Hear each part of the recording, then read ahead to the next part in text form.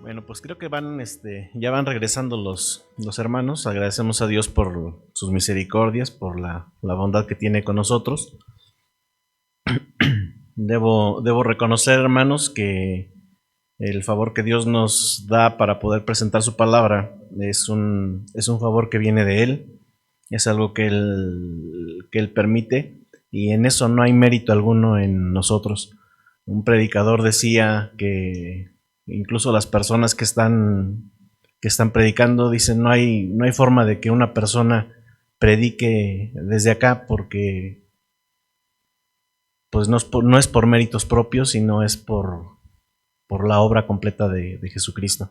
El mismo apóstol Pablo, ahorita que leímos la lectura de la Biblia, él mismo decía que no era digno de estar trabajando en este lugar y ser llamado apóstol, porque él había sido perseguidor de la iglesia. Pero lo que había pasado con él es que la gracia del Señor lo había capacitado y lo había llamado para desempeñar ese trabajo. De tal manera, hermanos, que no hay nada que nos distinga, todo lo que tenemos lo hemos recibido. El Señor es el que ubica a cada uno, en eso tenemos la confianza, nos ubica en el lugar donde tenemos que estar, nos cablea. Él es el que puso los cables de nuestra computadora y Él es el que nos pone a trabajar donde tenemos que estar, y damos gracias a Dios por ello, y en eso no hay mérito personal. La capacitación tampoco es a mérito personal, porque la retención o la capacidad de entender es algo también que Dios da. ¿Recuerdan ustedes a Moisés cuando se presenta, cuando es llamado por Dios? Él empieza a poner pretextos para no hablar y dice: es que tengo un problemita, y le dice el Señor: ¿quién le ha dado la boca al hombre? ¿Quién hace que un hombre sea mudo o sea sordo? ¿O quién hace a un hombre con vista? ¿O quién lo hace ciego? Del Señor es todo el mérito, de Él a Él sea la gloria. Señor, te queremos agradecer por este tiempo que nos permites para estar reunidos. Te agradecemos que nos concedas el favor de ser útiles a tu gloria, a tu reino. Y te pedimos, Padre, que nos ayudes, porque si no nos ayudas tú, no es posible desempeñarse adecuadamente.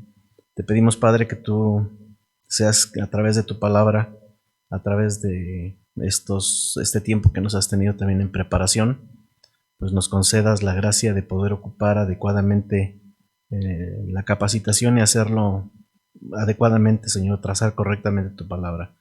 Ayúdanos, por favor, te lo pedimos en nombre de Jesús.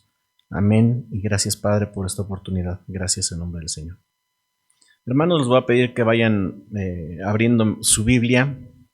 Preparen ahí una pluma, anoten ahí en su boletín las citas. Cuando no encuentren una cita, por favor, levanten la mano, la podemos repetir.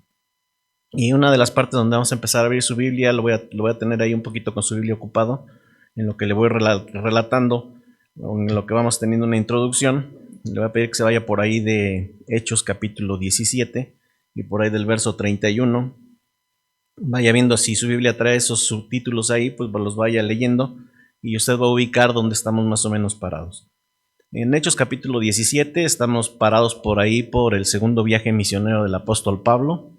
Él llega a Atenas, se acuerda que ve todos estos monumentos a todos los dioses y encuentra por ahí uno, al Dios no conocido. ¿Dónde está Pablo? Está en un lugar llamado el Areópago, en Atenas, el lugar donde se reúnen los grandes pensadores, donde están esperando, como buenos griegos, están ávidos de conocimiento. ¿Qué tienen de nuevo? ¿Qué hay por ahí de nuevo conocimiento? Y cuando llegamos al verso 31 del capítulo 17, escuchan a Pablo, donde en su discurso les dice que Dios ha establecido un día en el cual juzgará al mundo en justicia por medio de un hombre al que él ha designado. Habiendo presentado pruebas a todos los hombres, cuando lo resucitó de entre los muertos. Y lea lo que dice el verso 32. Cuando oyeron de la resurrección de los muertos, algunos se burlaban No me imagino, si usted se puede imaginar una burla, pues no sé cómo sería, seguramente una risa ahí entrecortada. Pero otros dijeron, ay, ya te escucharemos otra vez acerca de esto. Dejaron de escucharlo, básicamente es lo que dice la Escritura, cuando les empezó a hablar de la resurrección. ¿Qué es la resurrección? Pregúntese usted, ¿qué es la resurrección? Bueno, este vocablo viene de una palabrita precisamente acuñada por los griegos, o de ahí es de donde tenemos la traducción, que significa resucitar. ¿Ha escuchado la canción de Anástasis? Recordaré aquella cruz, así se llama esa canción, esa alabanza. Y de ese Anástasis viene la palabra resucitar, que significa pararse de nuevo en el cuerpo, pararse de nuevo en el cuerpo, pero ¿pararse de dónde? Pararse de la muerte, volver a vivir, dejar de estar muerto, es decir, recuperar la vida. Estos griegos no aceptaron en su pensamiento no aceptaban la resurrección. ¿Y cuál es la razón? Pues sus influencers. Ellos tenían unos influencers bastante bien acreditados, que incluso al día de hoy siguen siendo considerados como los más grandes pensadores. ¿Qué grupo étnico, qué sociedad ha dado los mejores pensadores de todo el tiempo que los distingue por sobre todos? Los griegos.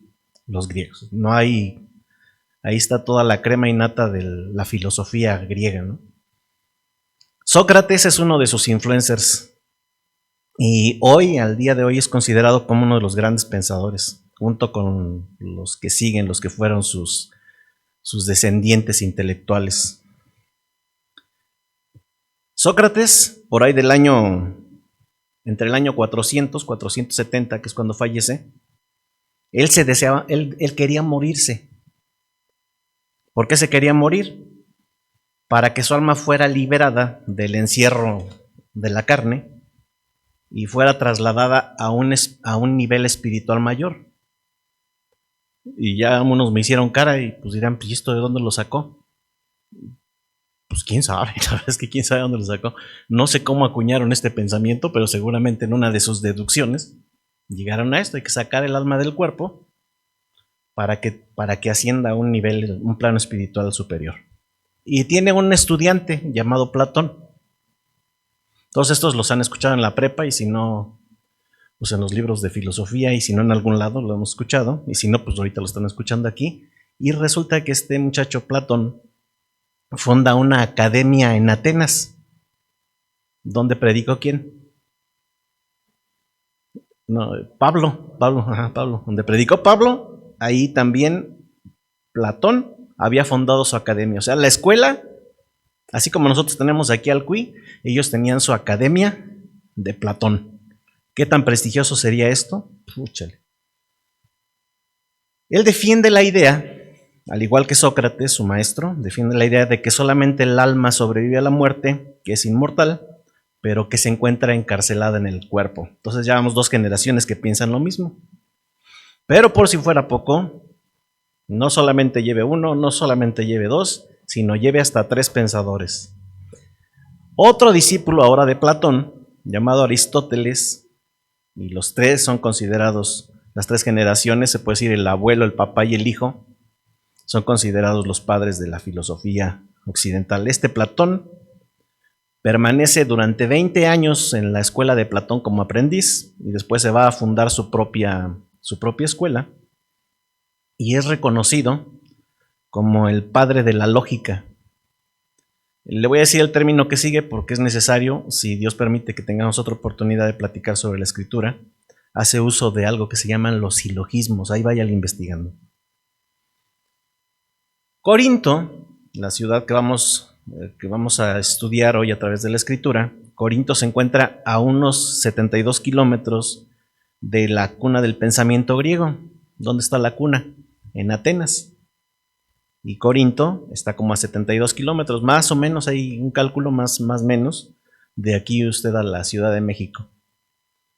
¿Qué tan cerca? Pues más o menos. ¿Qué tanta influencia? Bárbara. El pensamiento griego entonces considera que el cuerpo es malo en sí, considera que el alma es buena, y entonces cuando una persona muere, es liberada a un nivel espiritual mayor. Si para los griegos el alma es buena y el cuerpo es malo, póngame atención, escuche. ¿Cuándo van a ser mejores personas los griegos? Pues cuando se mueran. Pues lo sacan del envoltorio malo y ahí va el alma bien buena a ascender a un nivel superior. Pablo les predica de regresarlos al cuerpo y volverse a parar en este mismo cuerpo. Pues como que ya las cosas no cuadraron, Lucas. Entonces, ¿qué le dijeron? ¿Se burlaron? ¿Y otros? Ya te escucharemos en otra ocasión. Eso es por el lado de, hace rato decía, ¿de dónde sacaron todo esto? ¿Quién sabe? Pero tenemos el lado de la verdad. Ahorita más adelante vamos a ver por qué es el lado de la verdad también. Y tenemos a Jesucristo diciendo, del corazón provienen los malos pensamientos, los homicidios, los adulterios, las fornicaciones, los robos, falsos testimonios y calumnias. ¿De dónde venían? Si los griegos hubieran creído a las palabras de Pablo, ellos sabrían que no necesitaban morirse.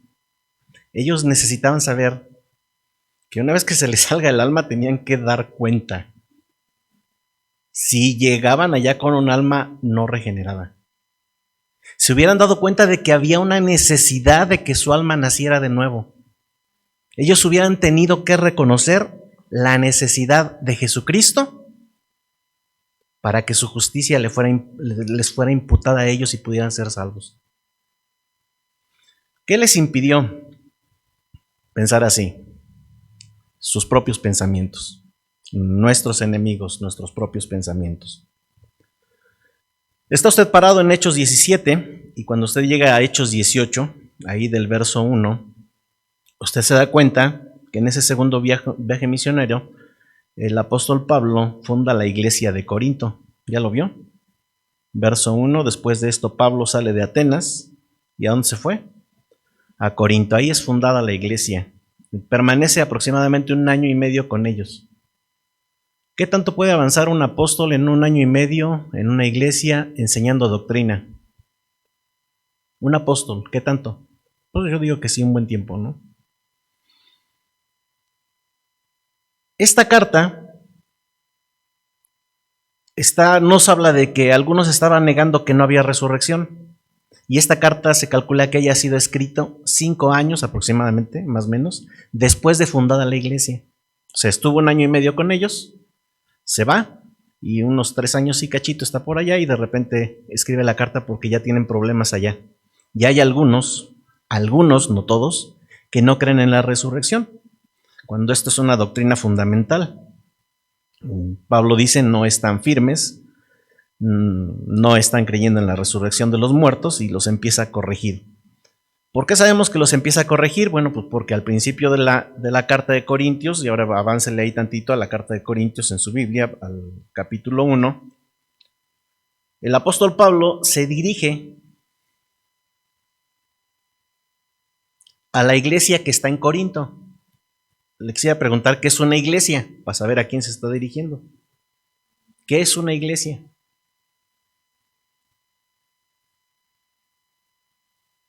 ¿Es un grupo de personas que organizan bailes?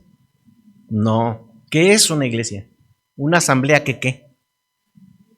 De creyentes. Ahí vea en los primeros versículos, dice, a la iglesia de Dios, a la congregación de Dios. ¿Dónde está? En Corinto. ¿A quiénes se dirige? A los que han sido santificados en Cristo y que son llamados, ¿qué? A ser santos. Nosotros vamos a ver al leer toda la carta que el principal problema que tiene esta iglesia de Corinto es que tiene una incapacidad sensacional, o sea, están bien buenos con su incapacidad para divorciarse de creencias y costumbres paganas.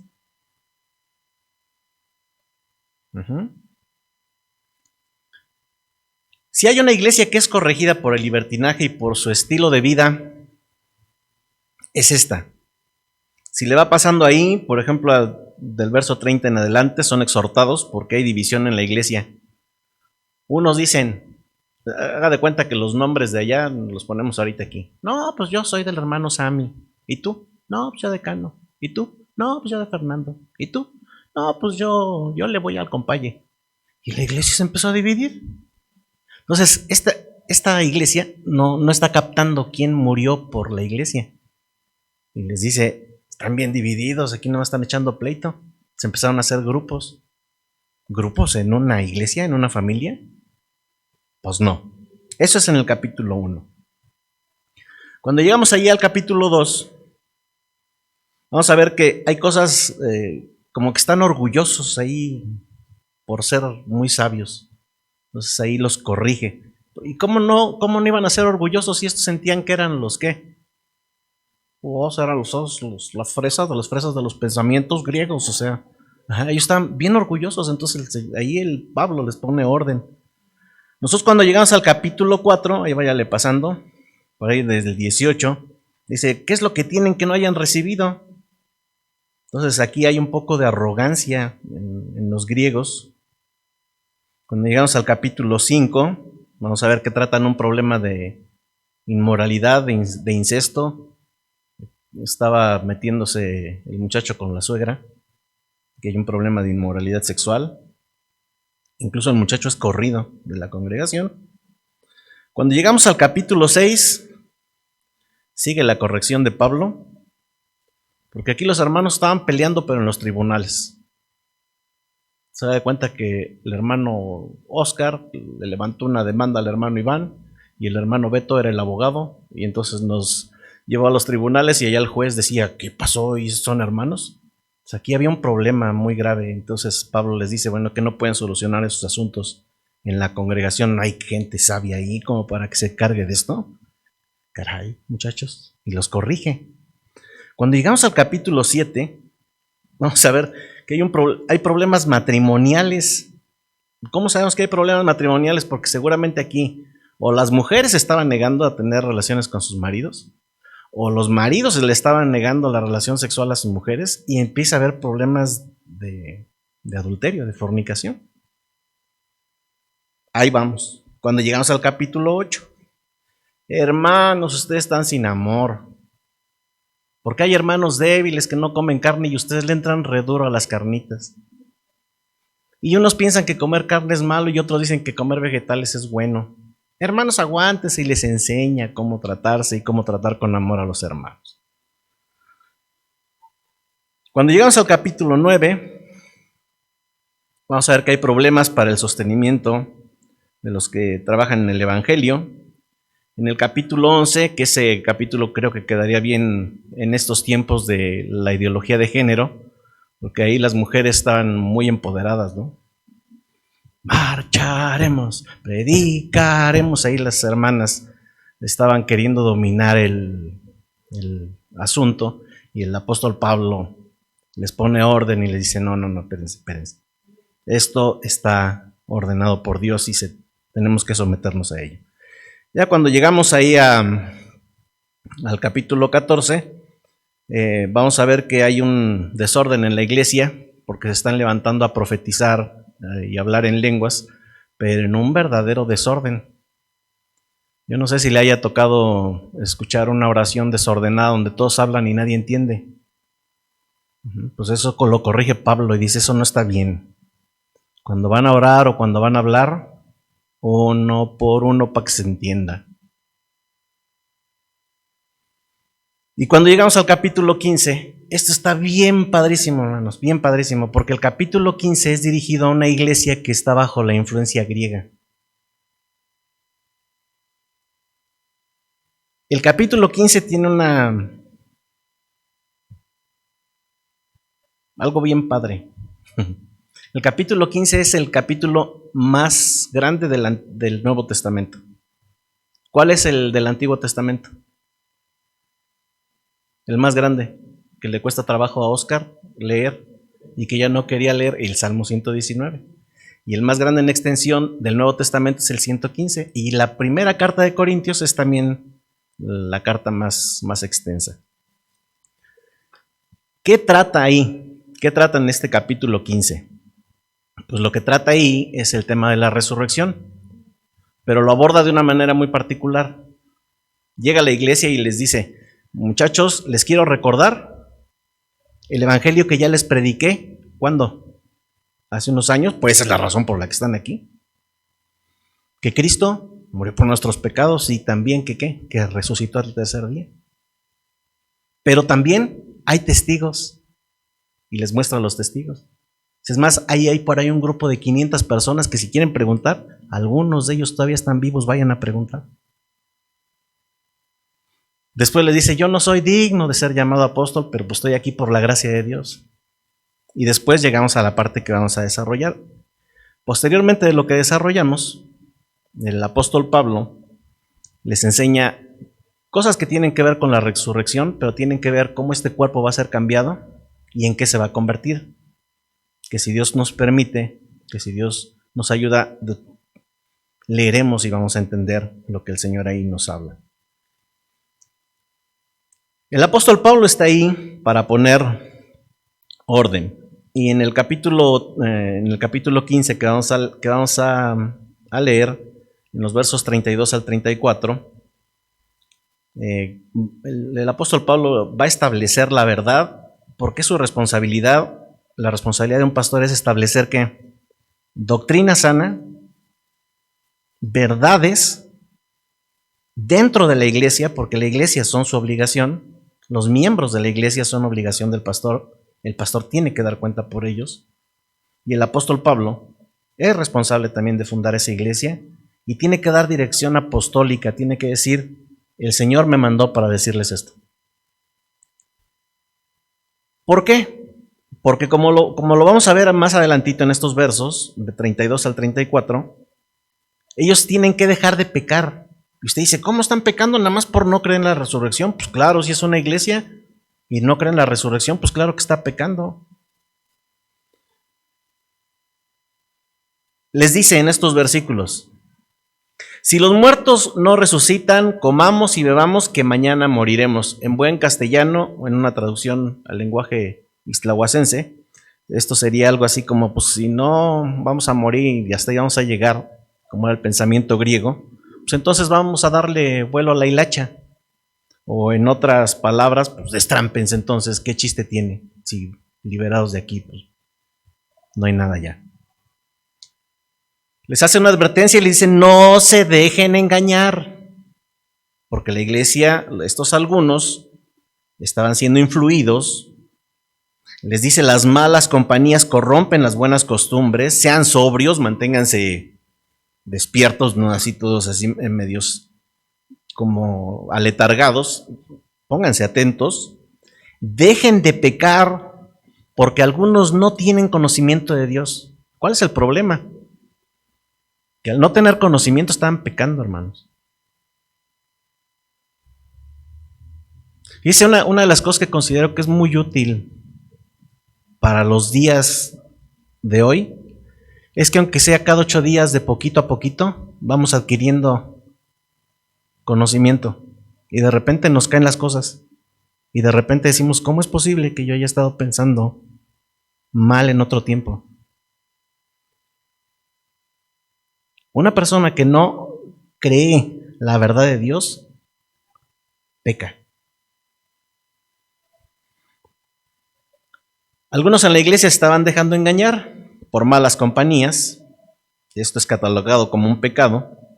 Entonces, lo que vamos a concluir de ahí es que si quieres hacer las cosas a tu gusto o al gusto de otras personas que te influyen, pues como Dios dice, cometes pecado. En los primeros versículos de este capítulo 15, ahora sí vayan para allá con su mirada. Ahí vamos a empezarle. Les recordó el evangelio, les dice que murió por nosotros, que fue sepultado, y al verso 4 dice que resucita al tercer día. Les recuerda el evangelio, les recuerda los pilares fundamentales que son la muerte y la resurrección de Cristo. En esto habían creído, por eso se fundó la iglesia. Yo doy por hecho que las personas que vienen aquí a la iglesia tienen firme esto. que Cristo murió por tus pecados.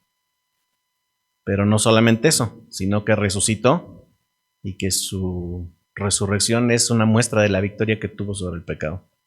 Y esa es una esperanza muy grande para cualquiera de nosotros.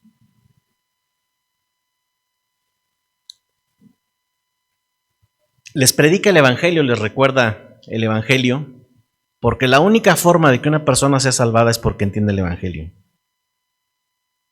Al principio de este libro, el apóstol dice que a Dios le agrada, a Dios le agradó salvar a los que creen el mensaje de la predicación, el mensaje del Evangelio. Una persona es salvada solamente por fe, por confiar. ¿En qué confía? En que Cristo murió por mí, que Él es mi sustituto y que resucitó y que su justicia ahora me es contada a mí. Aunque yo no tengo justicia alguna, su justicia me es contada a mí. Vamos a leer el verso 12 y ahora sí vamos a empezar la predicación. Todo lo que acaba de pasar pues solamente es la introducción y estaba calándolos para ver si se me dormían. Entonces, como vi que no se me durmieron, entonces ahora sí vamos a empezar la predicación. A partir de ahorita empiezan a correr las 2 horas que tenemos reglamentarias. Primera de Corintios, capítulo 15, del verso 12 al 19. Lo vamos a leer solamente por contexto, para que se pueda entender. Dice, ahora bien, si se predica que Cristo ha resucitado entre los muertos, ¿cómo dicen algunos entre ustedes que no hay resurrección de los muertos? Al principio les dije de Aristóteles, y es a lo que van a estudiar, padre de la lógica, y ocupa los silogismos para llegar a una verdad. Lo que viene a continuación es un silogismo del verso 13 al verso 15. Ahí lo estudian, porque no lo vamos a ver ahorita. Y del verso 16 al verso 19 está el otro. Vamos a leer el primero. Es un sí entonces, es una cuestión de lógica.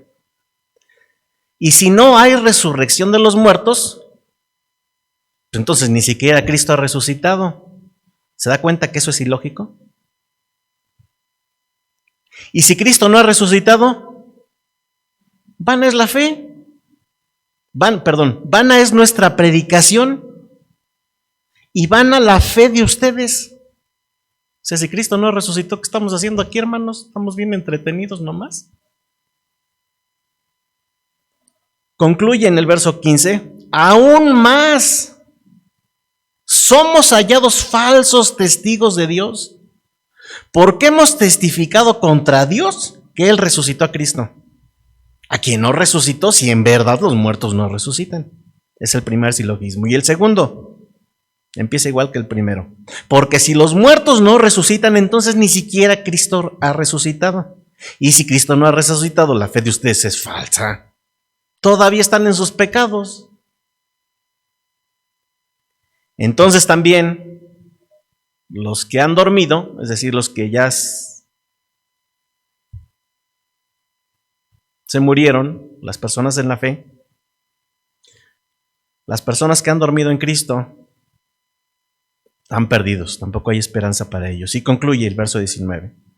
Si hemos esperado en Cristo solamente para esta vida, somos de todos los hombres los más dignos de lástima. Pablo les dice a los corintios que su pensamiento respecto a la resurrección está un poquito, pero acuérdense que un poquito de levadura, ¿qué? Levadura toda la masa. Tiene un pensamiento un poquito equivocado respecto a la resurrección. Se los va a corregir. ¿Qué es lo que vamos a aprender nosotros, hermanos? Bueno, pues lo que nosotros vamos a aprender es a pensar correctamente también. ¿Para qué? Para no pecar, no vaya a ser que por ahí tengamos alguna deficiencia en la doctrina de la resurrección. Ahí están los que niegan la resurrección, en el verso 12. Ahora bien, si se predica que Cristo ha resucitado de entre los muertos, ¿cómo dicen algunos entre ustedes que no hay resurrección de muertos? Si es la base de la doctrina. ¿Qué debe de implicar para los corintios la resurrección? Pues que si Cristo muere por nuestros pecados, con la resurrección, Dios muestra que el sacrificio de Cristo fue aceptado como pago por el pecado. Está ahí. Si Cristo hubiera sido pecador, ¿Dios lo hubiera resucitado? No, porque el pago del pecado es la muerte. Cuando Cristo resucita, ¿qué se demuestra? Que el sacrificio que hizo fue agradable a Dios y que no era pecador. Y Dios le devolvió la vida. Pablo había estado con estas personas, recuérdenlo, alrededor de 1 año y medio y fueron adoctrinados precisamente por un apóstol. Deberían de haber entendido lo que Pablo explica ahí en la carta de Romanos, ese nada más anótelo, Romanos 4:25, que Cristo fue entregado por nuestras transgresiones y resucitado para nuestra justificación. Si fueron adoctrinados, ellos deberían de haber entendido esto, que Cristo murió por nuestros pecados, pero que fue resucitado para que la justicia de Él no la atribuyeran a nosotros. Entonces Pablo ve una contradicción. Y esta contradicción pone a la verdad, o pone en riesgo la salvación, porque estos si no creen en la resurrección, estos pues no están creyendo en el fundamento del Evangelio. Los desafía y les dice entonces, ¿cómo entonces dicen ustedes que no hay resurrección de los muertos? ¿Están en una iglesia cristiana y no creen en eso? Ya viéndolo de esa forma, como que también suena ilógico, ¿no? O sea, como algunos en la iglesia de Corinto, que no creen en la resurrección, están en la bola de los que cantan Anástasis. Pero al tercer amanecer, un gran estruendo se escuchó y el Señor lo resucitó. ¿Cómo cantan eso si no creen en la resurrección?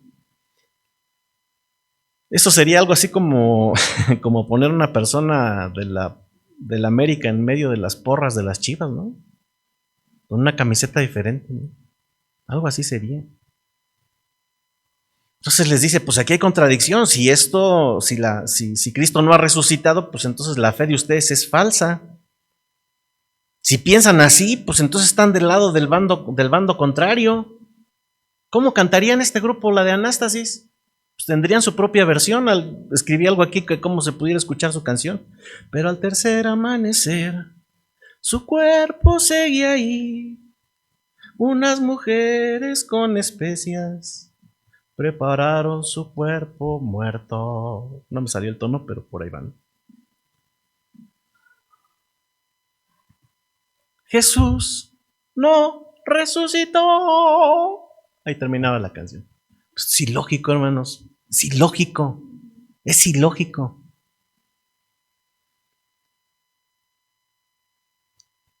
Les voy a pedir que sí vayamos a 1 Timoteo capítulo 1, verso del 5 al 7.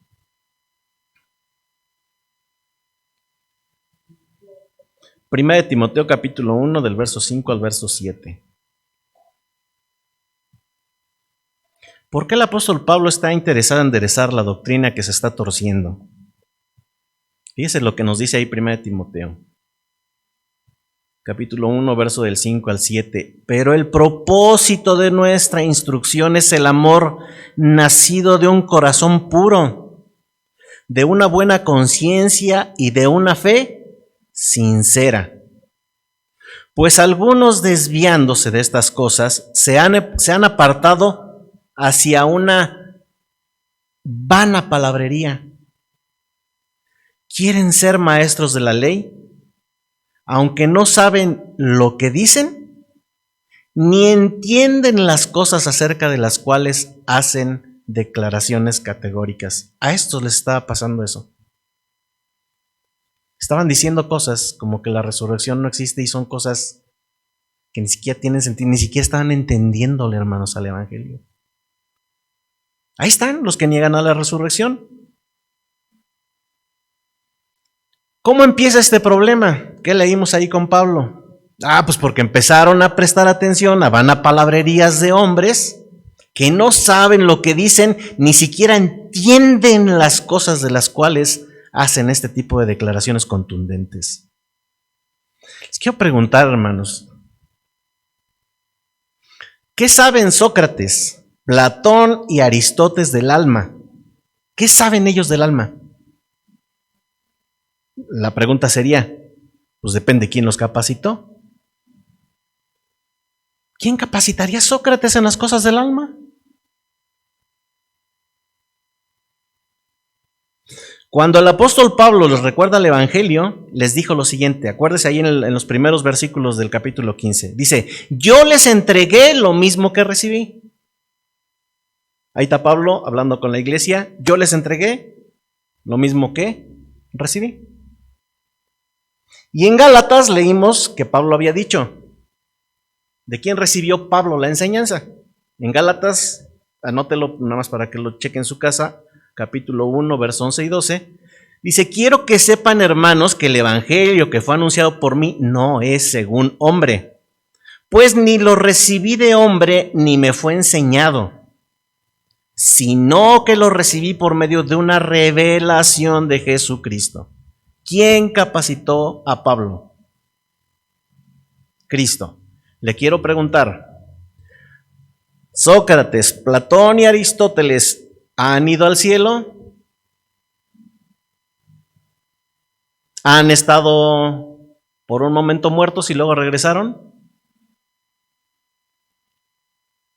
Hermanos, por favor, hay chismes, hay discos, yo he visto discos, hermanos, de predicaciones donde dice, el hermano fulano de tal y de tal, fue al infierno y regresó. Compre el disco para que se entere lo que allá pasó. Ay, no, Dios mío. Y ahí tienen a los hermanos contaminándose con cosas así. No, ya estaba mi compadre, ya estaba en una fiesta.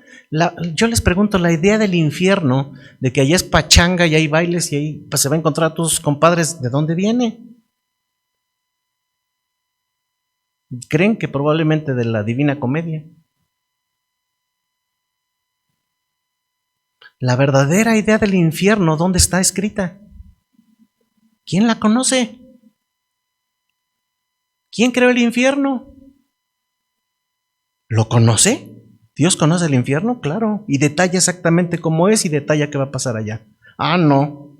Pero yo me quiero al infierno, porque allá me la voy a pasar a todo dar, ahí están mis compadres. Ándele pues. Por una falsa doctrina. ¿Quién ha estado en el cielo? ¿Quién ha ido allá? ¿Quién conoce lo que hay allá? Jesucristo conoce lo que hay allá. El Señor exclamó, te alabo, Padre, Señor del cielo y de la tierra, porque ocultaste estas cosas a los sabios e inteligentes. Ocultado de los sabios e inteligentes, de la crema innata del conocimiento, estas cosas las ocultó y se las revelaste a los niños. Sí, Padre, porque así fue tu agrado. Todas las cosas, dijo Jesús, me han sido entregadas por mi Padre y nadie conoce al Hijo sino solamente el Padre. Ni nadie conoce al Hijo. Al revés, me equivoqué. Nadie conoce al Hijo sino el Padre. Nadie conoce al Padre sino el Hijo. Y aquel a quien el Hijo se lo quiera revelar. ¿Y qué cree? Que al apóstol Pablo se lo quisieron revelar toditito, hermanos. Toditito. Toditito lo que sabemos del cielo. Lo que Dios le quiso revelar, lo que no le quiso revelar no está aquí. Lo necesario para nosotros está aquí. Por eso Pablo se acuerda que es constituido como apóstol para los gentiles. ¿Quién de aquí de ustedes es judío? Nadie. Y si es judío, pues arrepiéntase y crea en Jesucristo también porque lo necesita. Por la ley no va a ser usted salvo.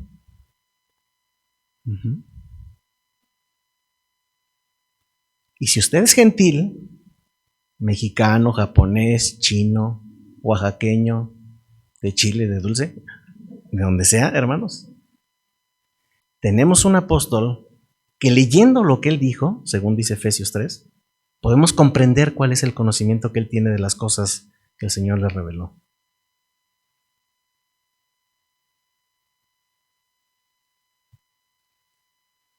Mire, para ilustrarlo un poquito más, vamos a aterrizarlo en otra doctrina y es necesario que lo aterricemos en otra doctrina por una razón, hermanos.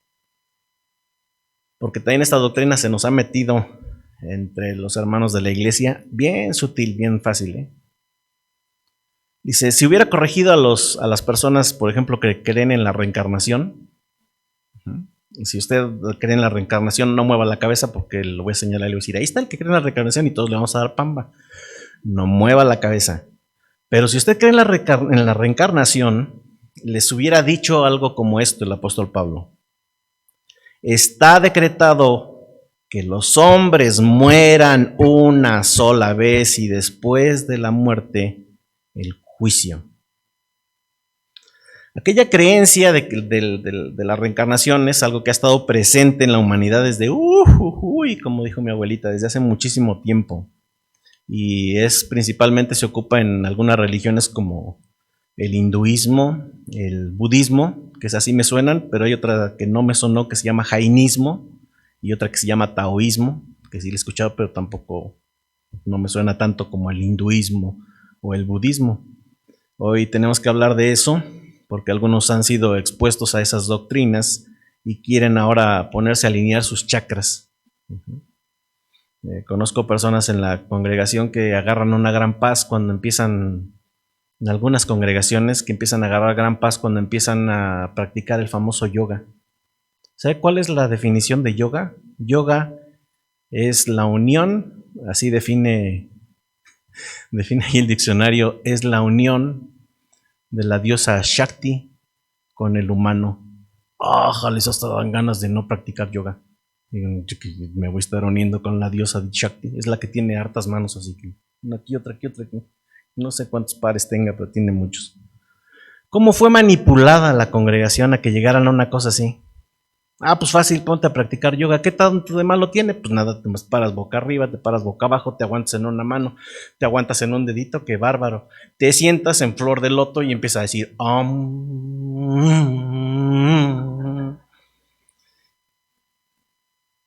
Y esta cosa que se llaman los famosos mantras, no le estoy dando una clase para que vaya para allá, le estoy dando una clase para que se arrepienta de allá y reconozca que esta no es la forma de relacionarse con Dios.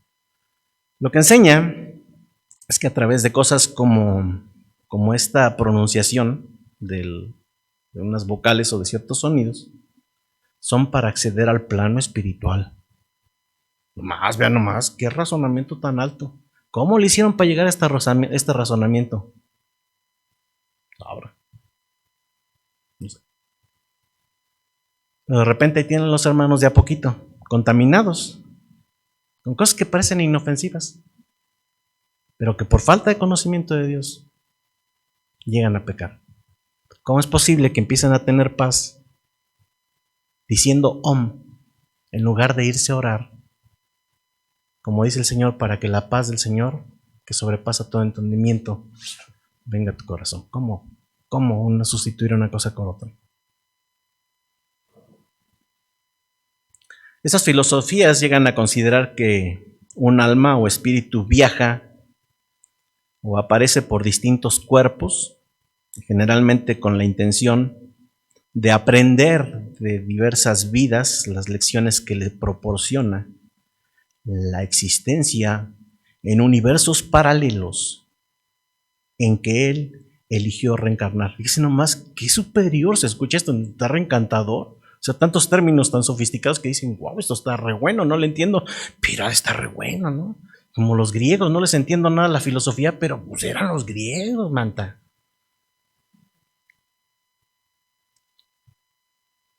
Así que hermanos, si alguno de ustedes ha estado expuesto a una doctrina que no proviene de la verdad, sino de fábulas profanas, por favor deséchela, deje de pensar así, deje de pecar al estar considerando que en su próxima vida usted va a reencarnar en un pug, en un San Bernardo, en un pitbull, ahora con esto de los animales que los quieren tanto, ¿no? Los perrijos, ¿no? Ya la gente quiere reencarnar en perro. ¿Es usted de los que piensa que su abuelito muerto viene a visitarlo en las noches? El 2 de noviembre y que se come todo el mole y el pulque y los cigarros y todo lo que le hacía daño y hasta los dulces que le dieron diabetes y lo mataron, ay, se los pone al pobre viejito. ¿Usted piensa eso, hermano? ¿Usted piensa que los seres que han fallecido lo cuidan desde allá, desde el cielo? Ah, cómo he escuchado generalizado ese pensamiento. Sí, se murió, pero desde allá nos cuida y nos guía y está hablando con Diosito de nosotros. Ay, Señor. O más aún, dice, se convirtió en una estrellita de todas las que están en el cielo. Todos esos son los muertitos y allá está, esa estrellita es, por allá nos vigila. Usted piensa equivocadamente, hermano, pues ¿con quién se anda juntando? A ver. Arrepiéntase, es la instrucción, deseche sus propias especulaciones. Ay, pues yo pienso que son así las cosas. Ahí se avienta un pensamiento. Seguramente, sí, seguro es así. ¿Cómo saldría la idea del chupacabras en México, hermano? La gente no quería salir de sus casas por el famoso chupacabras.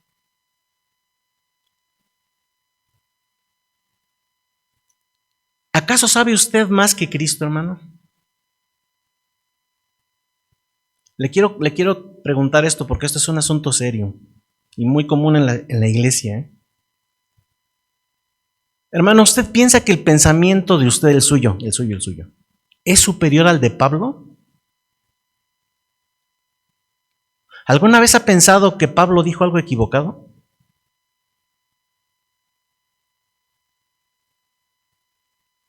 Yo he escuchado personas que han dicho, no, es que el Pablo era remachista, misógino, ese no dejaba a las mujeres predicar, las tenía por los suelos.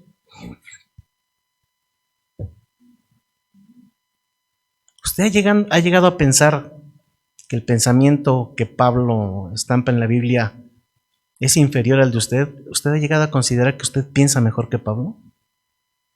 Pues sí, dice ahí, pero no creo. No, esto como que no me suena. Usted está pensando que es superior a Pablo y que es superior a Jesucristo. Usted está pecando, hermano.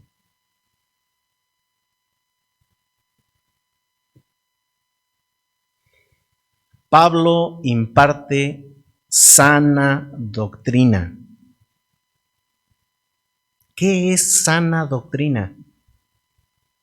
Lo mismo que recibió de Cristo es lo mismo que enseña. Y el Señor no enseña cosas adulteradas y enfermas. El Señor enseña la verdad y la verdad es transmitida por Pablo. Usted no piensa mejor que Pablo. Sométase al pensamiento de Dios expresado a través del apóstol Pablo. Cuando el Señor pone orden en la familia, dice que el hombre es la cabeza, ¿qué? De la mujer, y que la mujer debe de ¿qué? Someterse. No, ¿verdad que no, hermanos? No. ¿O sí?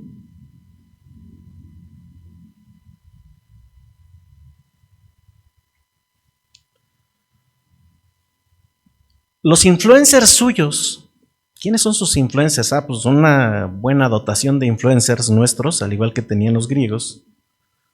Pues es tu comadrita, ¿no? La chuchis, ¿no? El brujo. Y nada más con que me digas tu número de día y el mes en que naciste, yo te diré qué te deparará mañana. Y ahí están en el radio y ahí están escuchando. ¿Se acuerda de las abominaciones que nos habló hace 8 días el hermano Sam? Sagitario, un hombre guapo se atravesará por tu aldea. Y ahí está esperando todo el día el hombre guapo. Los psicólogos, hermano, arraigado en la congregación, la iglesia no está yendo a su Dios para sanar. La iglesia quiere refugiarse en la opinión de un hombre adoctrinado por otro hombre, que fue adoctrinado por otro hombre, que adoctrinado por otro hombre, que el primero que empezó todo esto se sentó un día y dijo, yo creo que el problema de los seres humanos ¿Es el ambiente en que se desarrollan? Sí. ¿Es el ambiente? ¿Qué otra cosa podría ser?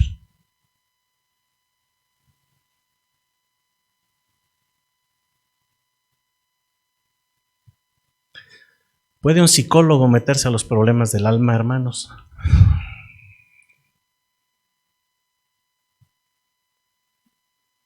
El estudiado, el rico del pueblo, qué gran influencia se vuelven. Los maestros, los amigos. Hermano, ¿usted cree que solamente porque se bañan diario, se visten bien, se hinchan perfume, traen buen carro, tienen doctorados, maestrías en Harvard, se lavan los dientes con cresta antizarro y todas esas cosas, ya son las grandes cosas en pensamiento, hermano? Pues no, eso es ilógico, hermanos. Te alabo, Señor, porque estas cosas las escondiste de los sabios y entendidos. Se las diste a los niños porque así fue tu voluntad. Nadie conoce al Padre sino el Hijo. Nadie conoce al Hijo sino el Padre y aquel al que Dios se lo quiera revelar.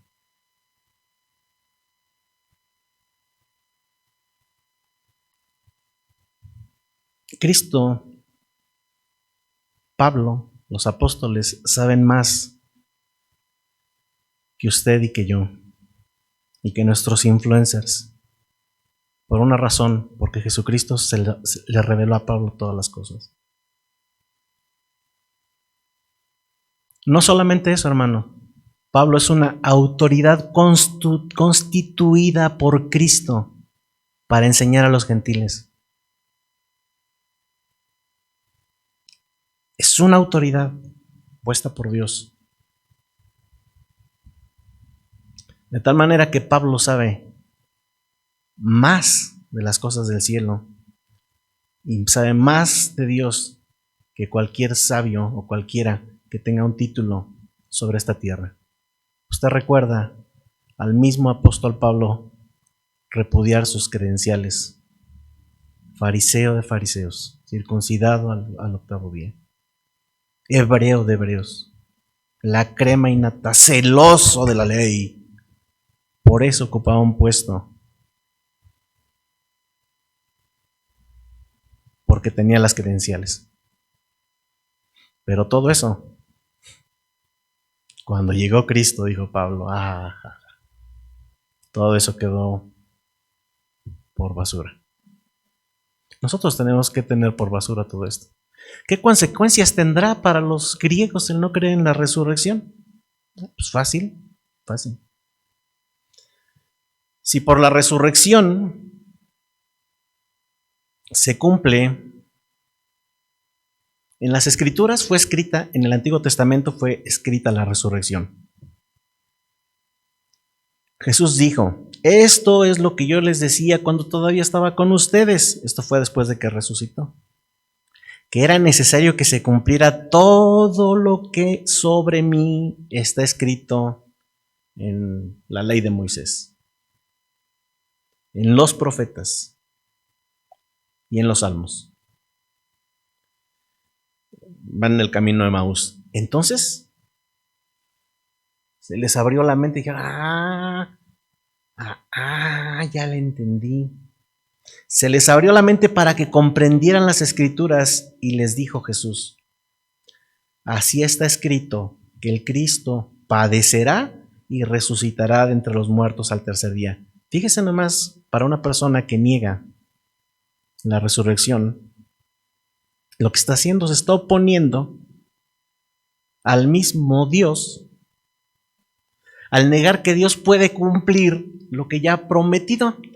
Entonces, los griegos que estaban diciendo, no. O sea, todo menos que los muertos resuciten. ¿Cómo crees, Pablo? ¿Qué están haciendo? Están negando una verdad de Dios. Por la resurrección se garantiza el perdón de los pecados. Pedro escribió lo siguiente, ponga atención nada más. Cristo murió por los pecados de una sola vez, el justo por los injustos, para llevarnos a Dios. Muerto en la carne, pero vivificado en el espíritu. Vuelto a la vida. Pablo, Dios lo resucitó poniendo fin a la agonía de la muerte, puesto que no era posible que él quedara bajo el dominio de ella. Las personas que niegan la resurrección, niegan que Jesucristo fue santo y niegan también que ha perdonado los pecados.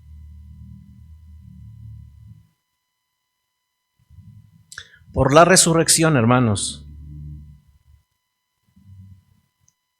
hay una garantía de que los creyentes que se mueren no van a perecer por sus pecados.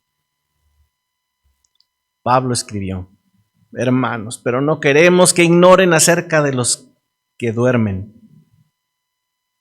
para que no se pongan tristes como lo hacen los demás que no tienen esperanza. Porque si creemos que Jesús murió y resucitó, así también, de esa misma forma, Dios traerá con él a los que durmieron en Jesús.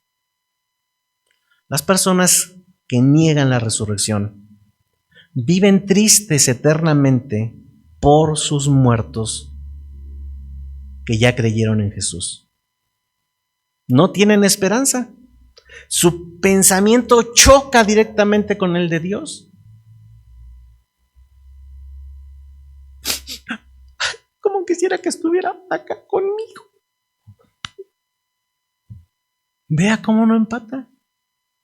Yo le pregunto, ¿no fue la voluntad de Dios llevárselo? Pero como su pensamiento, nuestros pensamientos son tan altivos, le estamos diciendo al Señor: no, Señor, era mejor que se quedara conmigo porque ¿cómo sufro? Ay, hermanos, tenemos problemas. ¿No sabe que un día el Señor lo va a levantar? Pablo tenía un problema. No sabía qué escoger cuando le escribe a los tesalonicenses. Cuando escribe: para mí el vivir es Cristo y el morir es ganancia, también dijo: si vivir en la carne significa para mí una labor fructífera, estar vivito y coleando es una labor fructífera, entonces no sé qué escoger. Por ambos lados me siento apremiado. Tengo deseo de partir y estar con Cristo. Escuche, pues eso es mucho mejor. O sea, era bueno estar con los hermanos en vida, vivito, coleando, predicándoles, pero también dijo: ¿pero estar con Cristo? Hermanos, de aquí, ¿quién todavía como que piensa en morirse y dice: no, Señor, mejor no, otro ratito? Hermano, ¿para qué viene a la iglesia si no para que usted esté preparado y se vaya con el Señor?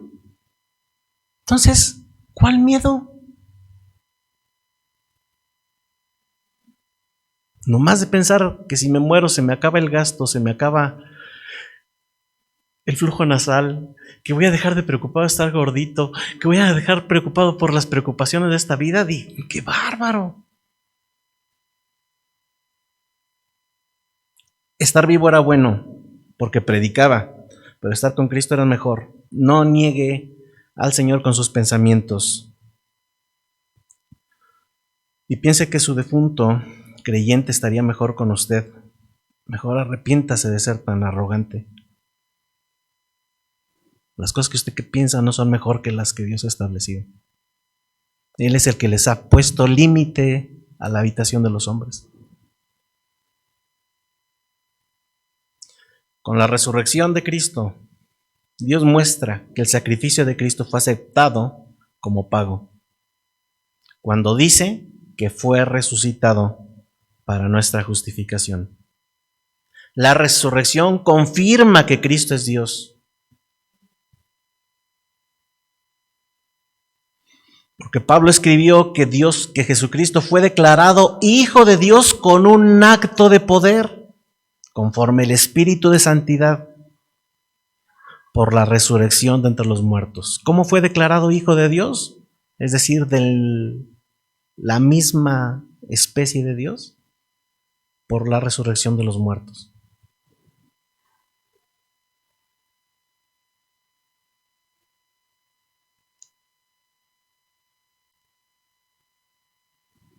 Garantiza, hermanos, la resurrección de los creyentes, garantiza su resurrección. En ese capítulo 15 que estamos leyendo, llegando a su casa, lo lee más adelantito a partir del verso 20. Pablo les dice: Cristo ha resucitado de entre los muertos, primicias de los que durmieron.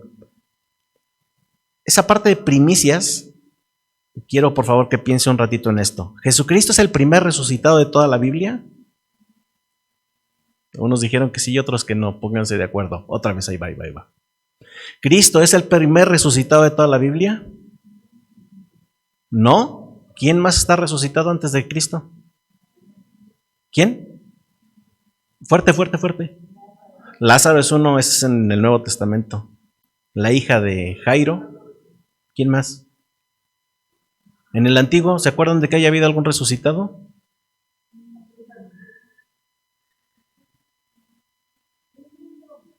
Un niño en el Antiguo Testamento, cuando llegó el apóstol, el profeta, lo levantó a ellos. Entonces, si hay más resucitados en el Nuevo Testamento, en el Antiguo Testamento, ¿cómo es que aquí diga que Cristo es la primicia de los que durmieron?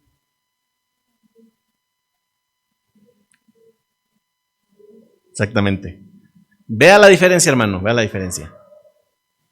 Cuando Lázaro resucita, nada más es el único ejemplo que voy a poner. Cuando Lázaro resucita, ¿resucita en su mismo cuerpo o en un cuerpo transformado?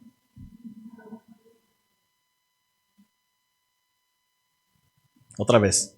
Cuando Lázaro es resucitado por el Señor Jesucristo, ¿resucitó en su mismo cuerpo o resucitó en un mismo o en otro cuerpo diferente?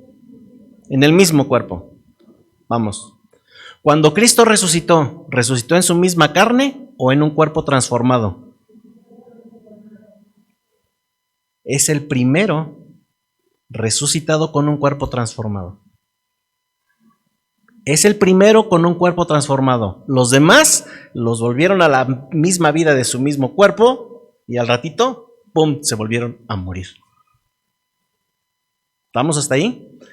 Cristo ha resucitado entre los muertos, primicias de los que durmieron, porque ya que la muerte entró por un hombre, también por un hombre viene la resurrección de los muertos. Porque así como en Adán todos mueren, también en Cristo todos serán vivificados, pero cada uno en su debido orden. Otra cosa, hermanos, que con esta casi que andamos cerrando las 2 horas. La resurrección también garantiza una cosa que para algunos debería de ser terrible. Solamente porque Cristo resucitó, hay garantía de que la humanidad será llevada a juicio. Porque Dios ha establecido un día. ¿Se acuerda de la plática que tiene Pablo con los atenienses? Ahí les dijo: Él ha establecido un día en el cual juzgará al mundo en justicia por medio de un hombre, a quien Él ha designado habiendo presentado pruebas a todos los hombres cuando los resucitó de entre los muertos. Jesucristo dijo que iba a resucitar, hermanos. Pero también, hermanos, va a traer a todos los hombres a cuentas. Todos los hombres se levantarán. Y también las mujeres. Bueno, si no hay las mujeres, no, también las mujeres. Todos los hombres se levantarán. Los que han muerto. Todos se levantarán a dar cuentas delante de Dios. Eso es lo que leemos en Daniel. Muchos se levantarán de los que están muertos y enterrados. Algunos para vida eterna y otros para vergüenza y deshonra eterna. Hermanos, los dos tipos de personas, los justos y los injustos, van a ser metidos en cuerpos. Unos para estar eternamente con Dios y otros para condenación eterna. Jesucristo dijo: los injustos irán al castigo, pero los justos a vida eterna. Aquí, a propósito, estaría bueno hacerte una pregunta ahorita que ya casi acabamos, para ver si pusiste atención. Y el primero que conteste se va a ganar un abrazo de nuestro hermano Oscar. ¿Qué piensas tú de la resurrección de los muertos, hermano? ¿Tu pensamiento se alinea a los de Pablo o todavía le batallas?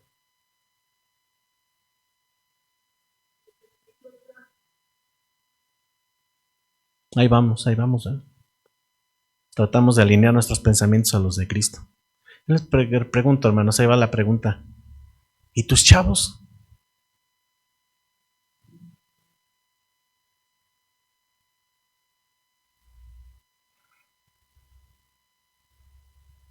Uy.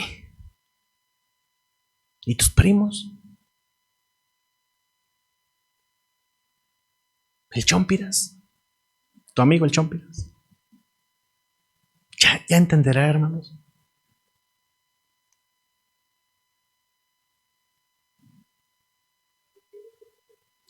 No se dejen engañar, hermanos.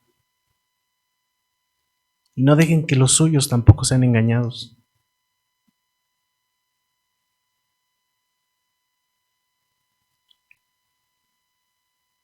La Escritura dice que todo el que invoque el nombre del Señor será salvo.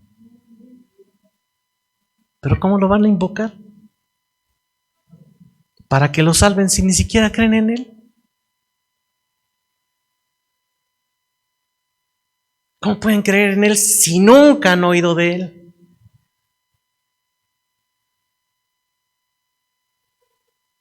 ¿Y cómo pueden oír de Él si ni siquiera hay quien les pueda predicar la verdad?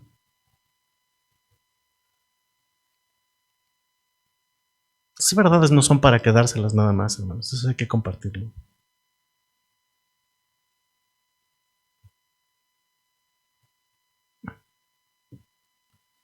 Vamos a orar, pero vamos a ocupar de modelo una oración que está en Filipenses. Filipenses capítulo 1, verso 9 y 10.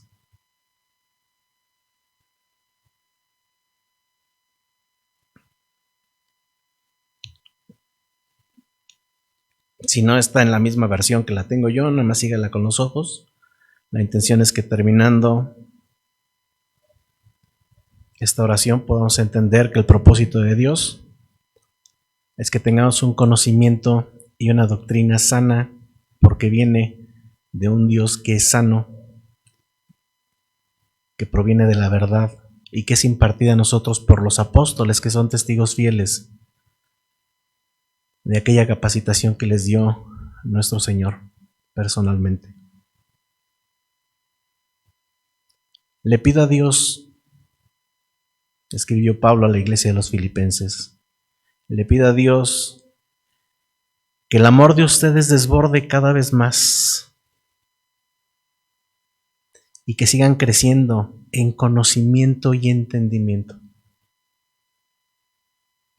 Quiero que entiendan lo que realmente importa, a fin de que lleven una vida pura, intachable, hasta el día en que Cristo vuelva.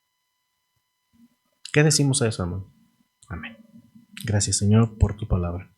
El Señor les bendiga, hermanos. No pierda la oportunidad de saludar a un hermano.